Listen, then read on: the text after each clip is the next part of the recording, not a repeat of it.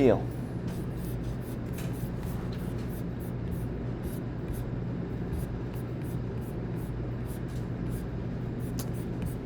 No display. All right, cool.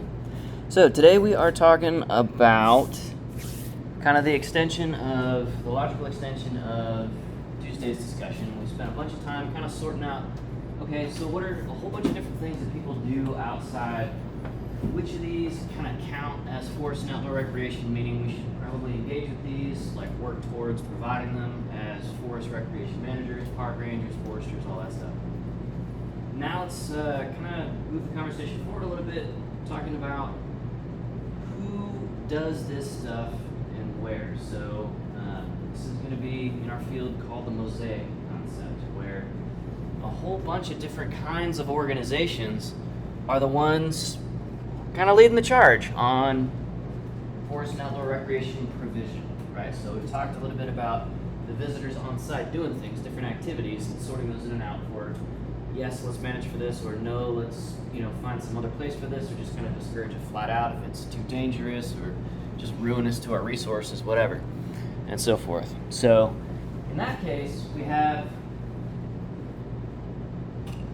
a whole bunch of different folks under a whole bunch of different job titles doing the stuff that you and I associate with being or working as a park ranger professionally. So today we want to go through some of those different job titles and the agencies, organizations, private companies, and not-for-profits that you and I be working for or with, or starting a business along these lines if we were more entrepreneurial and so forth. All right, cool.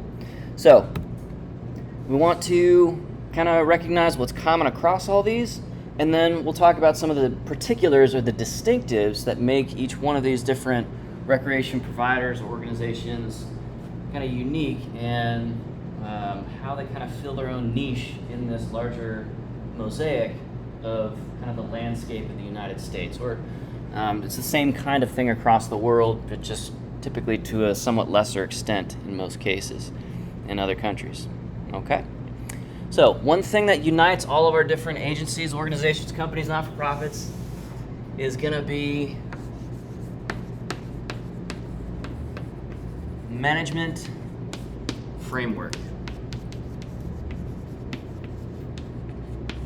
The ideals, the laws, the principles, and the basic day-to-day workflows, whether you're a state park ranger or a forestry technician with the United States Forest Service, or working in transboundary stuff with Manning Provincial Park and the United States territories just to the south of that. Manning Provincial Park is in southern Canada, and so on and so forth, right? We're all kind of showing up to do a lot of the same things, regardless of the scale or regardless of the particulars of the location of the ins and outs of the specific ecosystems we're in charge of managing, protecting, providing access to for recreation. So one thing that's going to be common across all of these is the management framework. And in some of our other classes, a lot of our other classes, we get into a whole bunch of specifics on what's kind of the set or the step-wise process of tools and techniques and mindsets and laws that we use to manage all this stuff, so that it's an organized approach instead of a bunch of people just showing up saying, hey, I think it's a great idea if we have a trail over here, and they got a new trail over there, but we've got some other trails over here that nobody's really maintaining or patrolling for safety, anything like that. Okay, so this helps us be organized with what we are doing. Beyond that, we use a whole bunch of disciplines across any of these different agencies, organizations, and so forth. We're going to use behavioral psychology. How do we expect or predict how people are going to behave out there on the trail or at their campgrounds, or very crucially, when they come into pretty close, sometimes dangerously close contact with our wildlife species? What are they going to do? And importantly, why are they going to do that, right? Last Tuesday, we saw a couple of examples of people, for example, walking down a gravel road and a black bear rearing up and placing his paws on a young lady as she's just kind of trying not to get mauled. And the bear's kind of sniffing her for food scents, and then continues on down the trail, and later comes back and actually starts clawing people up a little bit. The bear is going to do that, right? Bears are not higher order reasoning creatures like humans are. And so we can't really, beyond sort of basic gross approaches to moving the bear around or setting off air guns nearby to train it to be averse to humans and move away from humans like they normally do as wild animals, instead of being food attracted and coming towards people specifically to get fed. We can work on the human reasoning involved, right? So behavioral psychology is a useful set of tools for us, at least at a basic level, in forest recreation and park management. Just understanding how the human brain works. A lot of stuff in communication theory is super useful for us. When you're a park ranger and you're in the green and grays and the flat hat and maybe the utility belt and possibly a firearm on your waist if you're a law enforcement ranger or conservation police officer, we want to understand how to connect with people, because you are not just another person out there. You have specific power and authority in that role, and you also have some responsibilities in that role to try and keep your recreationists, your visitors safe, and so forth, right? So, behavioral psychology, communication theory, we're going to have to deal pretty heavily with the spatial sciences, so any of my GIS or geography folks, you are worth your weight in gold. Like, you are the white hat wizards of the forest recreation management world, because nobody else wants to drive a computer to do park rangering stuff. But you can absolutely uplift in a major way how a park, how a park service, state or federal or whatever, or a local park system like Carbondale City Parks or Carbondale Park District, forest preserves, DuPage County, Cook County, all those, right? Powered by GPS, they can absolutely next level everything that they are working on. Of course, life sciences, ecology, biology, forestry, tree physiology, ornithology, entomology, climatology, etc. Earth system science, geology, that sort of thing, soil sciences. And then also, we can borrow from even heavy industry. So, as it turns out, people in parks, one way to kind of think of us as we move through parks and enjoy parks, and we use the resources of the park as a means to an end to connect with whatever experience we're hoping to get, we can look at us as recreationists and as park rangers and so forth from the perspective of each one of us is like a widget on a conveyor belt in a factory. And the conveyor belt takes on the role of a road and a trail and a climbing pitch and all of the different ways we can move through that space of a park. So by having a whole bunch of different tools across lots of different disciplines, right? This is a practical, applied field. This is not just theory of how to park ranger conceptually in a vacuum. This is, today at Grand Canyon National Park, somebody's life is going to be in danger. There is never a day when that is not true. So let's use all of these things to prep and be effective in the field to deploy to help folks as best we can. All right? So all of these things are common across all of these different agencies and organizations.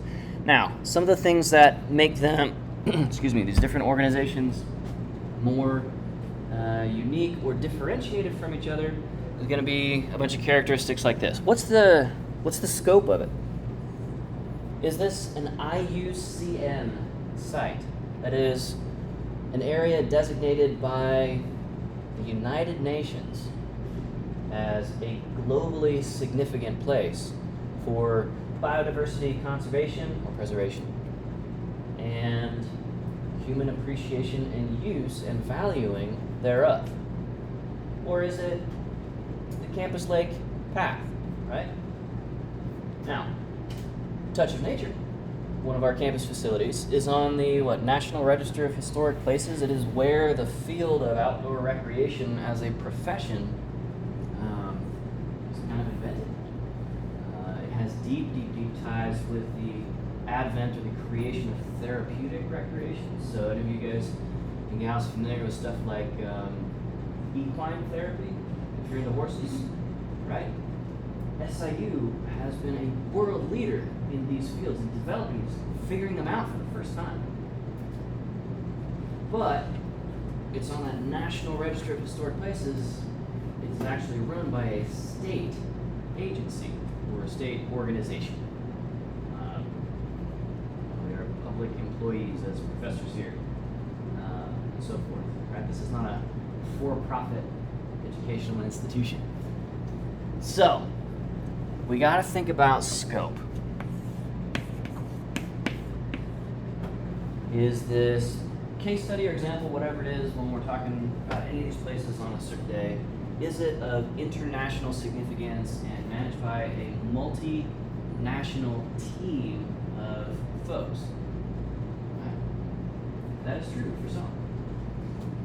Typically, those tend to be in or near international boundaries or in international waters, right? There are marine protected areas that are tens of thousands of square miles in places like the Pacific, right? And that takes a lot of international coordination to keep those safe and running because kind of anybody can show up to some of these places.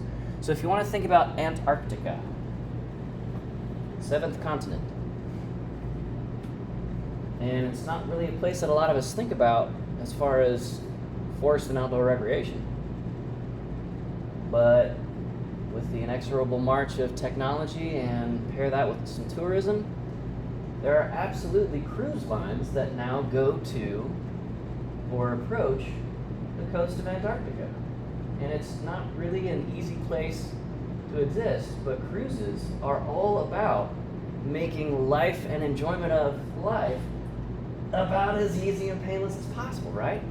So that takes international coordination to work with those tourism lines and all of the countries sending those tour ships down there so that those massive ships holding anywhere from 2,000 to 5,000 people and producing the equivalent air pollution of about 2 to 5 million internal combustion engine vehicles, like cars. It takes a lot of coordination to figure out, okay, how can we do this in a way that's not going to absolutely destroy it for the next year's tour enjoyers. Does that make sense? Okay, cool. So we've got scopes from international to federal to state to municipal and county. Municipal and county is going to be stuff like Jackson County might have, a reservoir that anybody can fish at, or go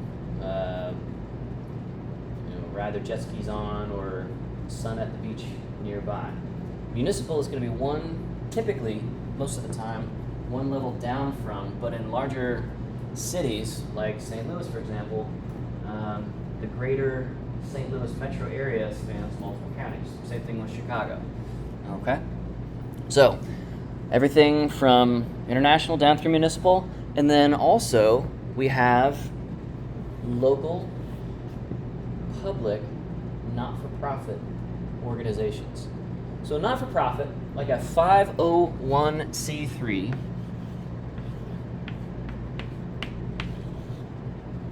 this is a legal designation out of essentially the tax code that basically sets this thing up as a company. It is not really much different, legally speaking, than a corporation, an LLC, limited liability company or limited liability partnership. It's just this is argued to the IRS and to state tax boards that we're not just here to make a buck, we're here to provide some public benefit. So because we are providing some public benefit that government maybe struggles to provide, because not all federal or state agencies are good at doing all things, obviously. We're gonna give these guys and gals a tax break for working along this line, and maybe we can do some extra good in this way. Maybe a company can be much more nimble than like a ponderous state or federal organization, which has to go through tremendous amounts of bureaucracy to do anything. Okay? So, 501c3s can also be at any scale. So we've got kind of a government column on scope. We've got a organization scope. And then we've got private, individual or families and so forth that can provide forest and recreation, outdoor opportunities just like anybody else. Okay? And sometimes you see one sort of not converting over to the other, but having to work very closely with another, right? So, hands up if you've heard of the Nature Conservancy, TNC. All right, is anybody familiar with what kinds of things the Nature Conservancy does? Like, do they have an accurate label? Yeah. They somewhat manage forests in the area. Yeah, they somewhat manage forests in the area. Okay, so in some cases, the Nature Conservancy will outright buy property or receive property that is donated to them as a tax break for the person doing the donation. They don't have to pay near as much taxes that year. Whereas like a bequest of their estate, so they pass away and their property can be deeded over to an organization like this. And then the organization either manages it, they function as the owner, and they convert it from a residence to essentially a smaller wildlife refuge. This is actually pretty common in more mountainous or wide open states like Vermont or Colorado or Wyoming. Some rich philanthropist will donate some land for the good of all, and the Nature Conservancy will manage that, do restoration ecology, do landscape ecology, restoration improvement kind of stuff. They'll pull out old structures, and they'll do things like, ecologically timed mowing for tall grass or burns or whatever.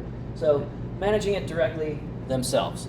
In some cases, the Nature Conservancy will do things like, and Nature Conservancy is like national or international scale. It's a big not-for-profit. We also have smaller not-for-profits like Green Earth here in town. What some of these organizations do when they're not interested or not capable to hold a huge chunk or maybe a very expensive chunk of land to manage ecologically and for stuff like recreation access, they'll hang on to it for a period of 5 years, 10 years, 50 years, which is not all that long in terms of land management, right? Land is not going anywhere, so to speak, so you can kind of just sit on it sometimes for a while. And so the Nature Conservancy, at some times in the past, and currently in the present, will receive big chunks of land or buy big chunks of land. They'll work out maybe a land swap in some cases, where they trade something that they own for maybe some even more ecologically desirable parcel for endangered species management, something like that. And they'll just kind of hang on to it and do some management, do a bunch of good science on it, until an organization like the United States National Park Service can work with Congress, which can take years and may never happen. It's not a guarantee. They can work with Congress and say, hey, the Nature Conservancy is ready to hand us this. Maybe someday this could become a new national park. This chunk of land, and they've been managing it for conservation and preservation and wildlife habitat and so on and so forth, and they don't want to do that forever. They think this is too important for them to manage. So they're going to donate this to us, the federal government or state government, for $1, right? You have to pay some, at least nominal amount of money to transact stuff in the United States. Okay, it's called consideration. Well, the consideration of $1 or however much the market value is, whatever. And at that point, the federal government can now, at its own speed, ingest that parcel and turn it into maybe at least a national monument first. So the Antiquities Act of 1906 gave the president, incumbent at the time, and all subsequent presidents, starting with Teddy Roosevelt, the ability to sign an executive order, they don't have to wait for Congress, to set up a chunk of land as a national monument, which Teddy Roosevelt went so hard on that, y'all. Like, he was 360 no scoping land left and right, just roundhouse kicking the whole way through, right? So that's kind of usually a temporary designation over the long term. Things can be delisted from national monument status, so they're not fully protected, right? But once something becomes a national park, having previously been a national monument, or something else, that's permanent. Congress has written a law to create every national park or park-like unit, like National Scenic Trail or National Wild and Scenic Riverway, something like that. All of those are permanently carved out from any other land use or designation forever, right? Until the collapse of the United States or the heat death of the universe, whichever comes first. So far, so good. Okay? So, that's pretty cool, right? We've got a relatively nimble, publicly funded, mostly through donations and grants, organization that can move a lot faster than a state or federal government can.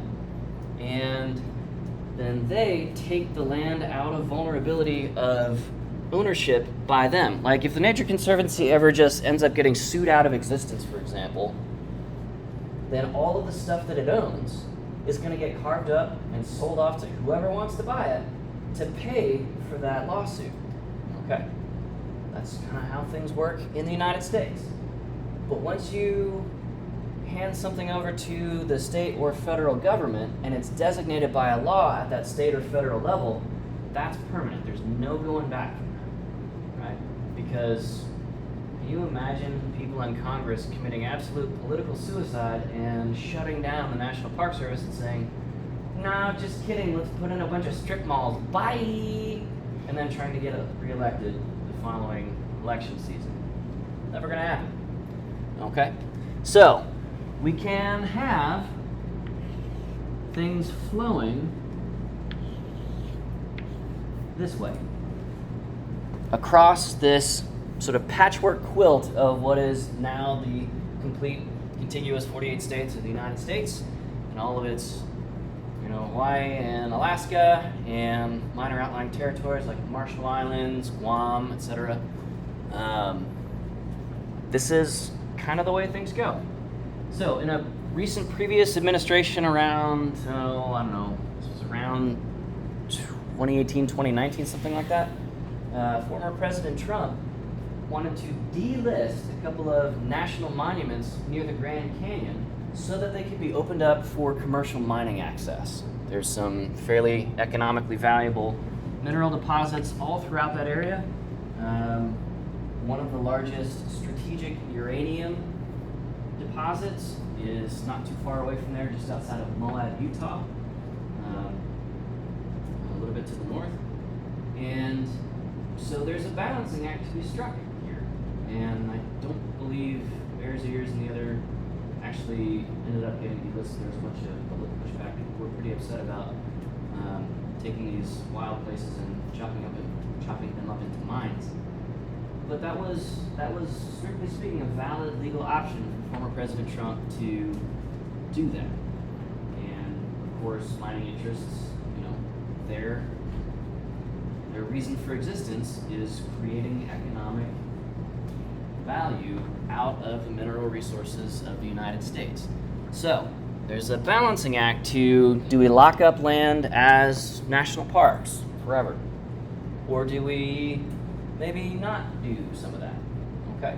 One other way that private organizations and individuals and families can protect land, even beyond their own ownership of it, is by splitting out the rights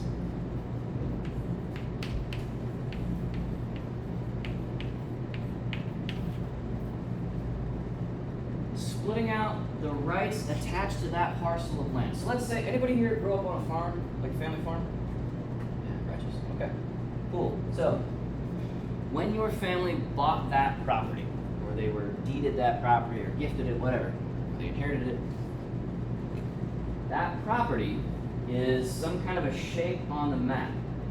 And there's a whole bunch of different legal rights that come with, or people think that come with, that shape on the surface of the earth. Okay? So there's the right to reside there. That's one. There's the right to access, or right of way. So let's say there's a road, and then your property, and then somebody else's property behind it. And there's no road that crosses through or borders that other person's property. You can sell them the right for them to put in like a gravel road or driveway through one corner of your property so that they can access their property away from the road through yours. Okay, so residence, right of way.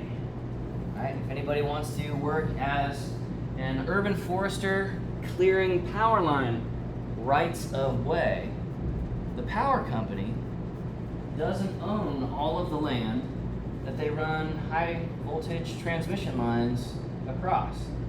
They just pay for a subset of access to that land. So if you've ever seen like big power towers, you know, high tension lines running through farm fields or across ranch land out west, right? The power companies don't have to own those ranches or farms. They just pay for that little space to put the pad and build a power tower above it. Now the farmer or rancher can still use all of the rest of that land because the farmer or rancher still owns all of the rest of that land. Okay? So there's residence, there's right of way, especially out west. The ability to use the water either flowing through or drilled up as fossil water out of the ground, out of an aquifer, out of a reservoir under the overburden of rock and soil. We have mineral rights. We have timber. For lands known as agricultural, we have grazing rights. Okay? So if you own land and you're not able to, like you're busy going to school or working your job or going to school and working a job and you just don't have the time or energy or bandwidth to raise a bunch of cattle on this land that you got, you can have somebody pay you for that right. Just that right. They don't get to build a house on it. They get to run cattle across it.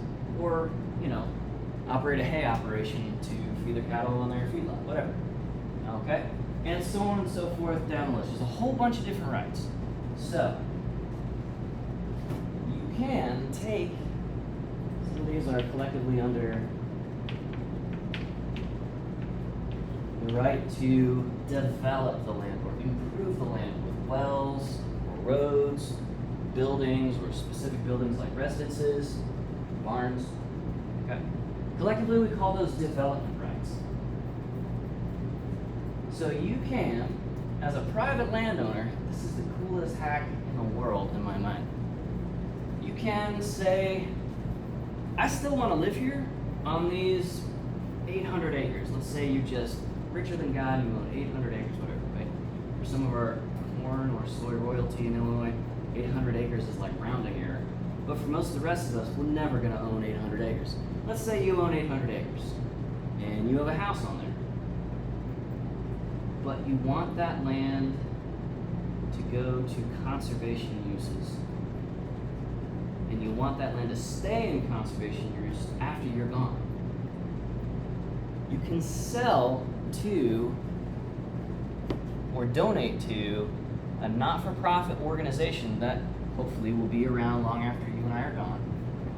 And they will just accept the right to build additional buildings on that property, cut in additional roads, alter the surface water flow regime by putting in berms or earthworks or installing ponds, dams land, stuff like that. They'll take that, they'll receive just those specific lines out of your bundle of rights and sit on it forever. So after you sell off or get rid of or hand off or protect away those rights of ownership of that land, you can die and the next person to own that land, or you can sell that property off while you're still alive, but at a lower value, to the next person. And the next person can only buy what rights are remaining for that land.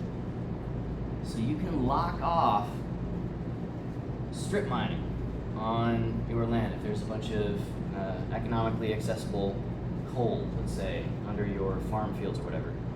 You can say, sorry, coal companies, I'm not okay with coal mining if you're not okay with coal mining, and I'm going to sell this to the next landowner who wants to live here, so I can move to my retirement home outside of such and such national park. And they pay a discounted price for that land because they can't turn around and sell it off to a mining company because they don't have that right. They don't own that line item on the list of rights. This not-for-profit organization does. That's called an easement. Something I think is interesting, slightly kind of a tangent, is some people trying to make their own nation within the state. Micronations. Yeah. Yes. Like this person who made a micronation around an iron in like North Carolina, or was it? I've seen those shorts on YouTube as well. Yeah. They're trying to get diplomatically recognized, and they were recently by, yeah, as a totally enclosed micronation. That's not actually a new idea, right? So all of the Native American nations that have, like treaty territory, Navajo, Ute, Paiute, Southern Ute, Choctaw, there's hundreds and hundreds of First Nations. Those are all sovereign nations within those spaces. And there's a lot of reservations, even in the Northeast, like outside of Boston, right? It's a really cool and interesting thing. If we go west for summer camp this coming summer, for rec camp, we'll be going through and involving some of those Native Americans because they get to do their own kind of land management stuff according to their both traditional and current needs. Pretty cool stuff. Anyway, so we've got at every scope, every scale, an answer, right?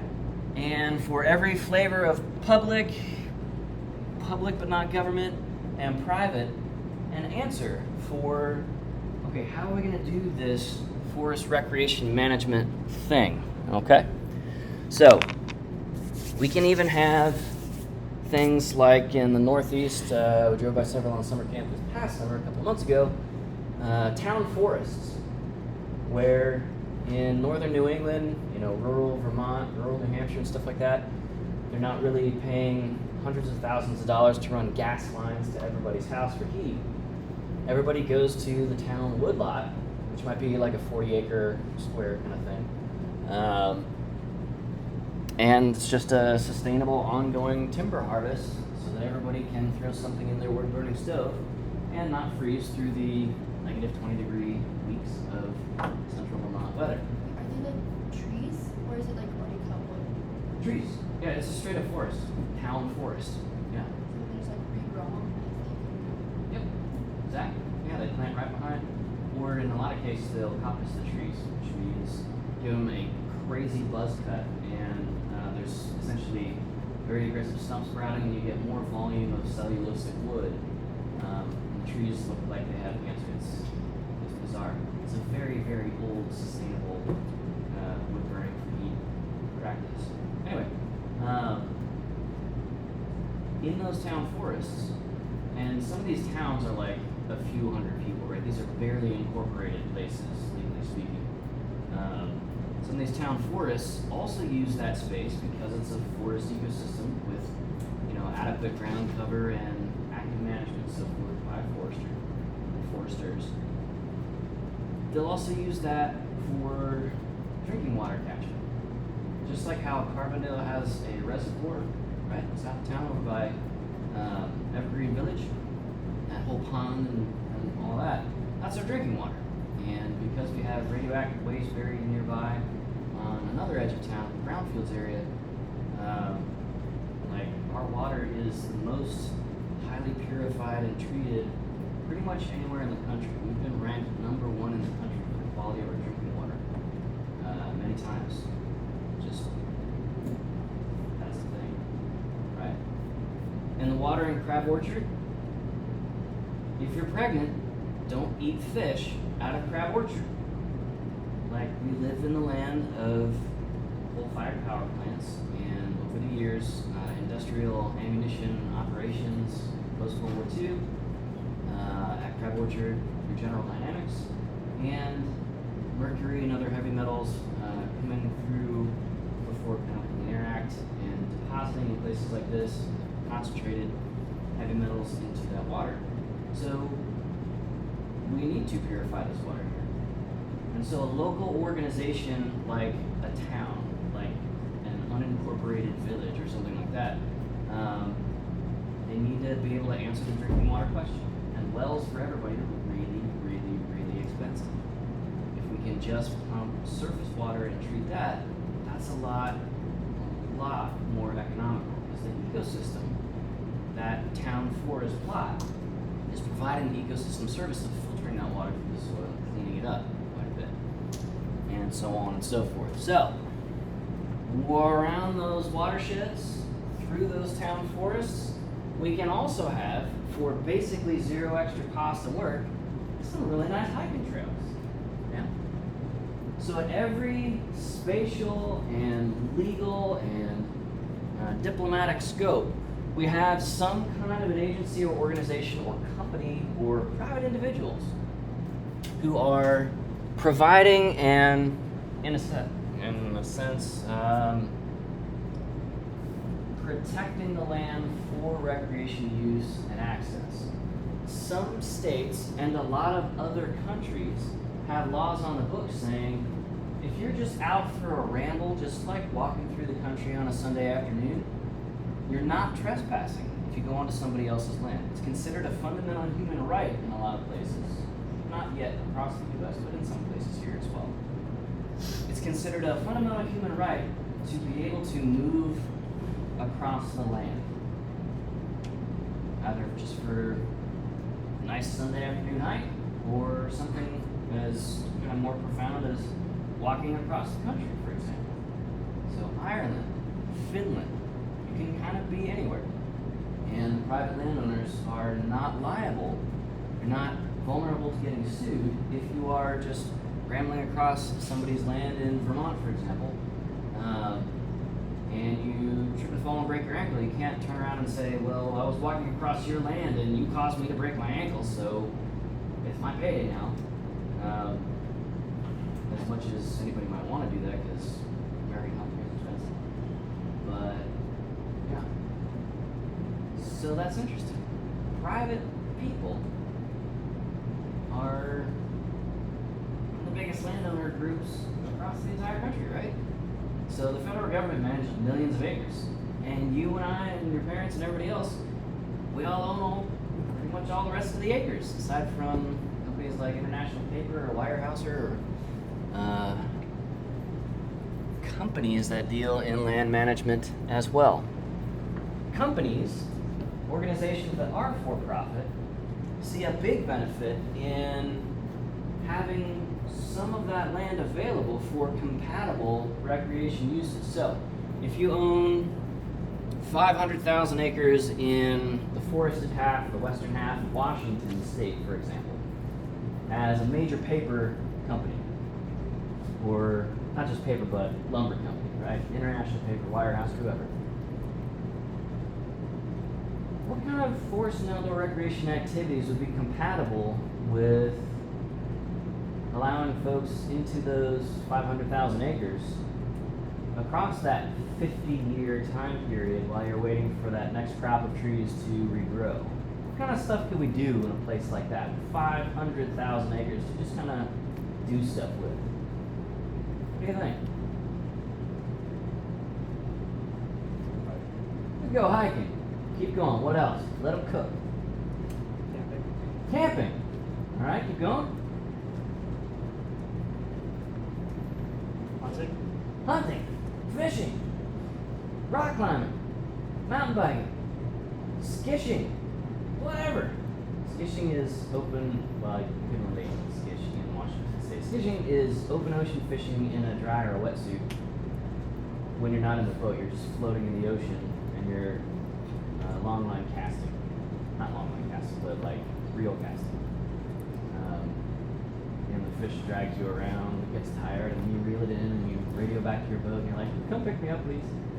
That's the thing. People like doing that. I don't identify with that personally. I identify as an attack helicopter, but yeah.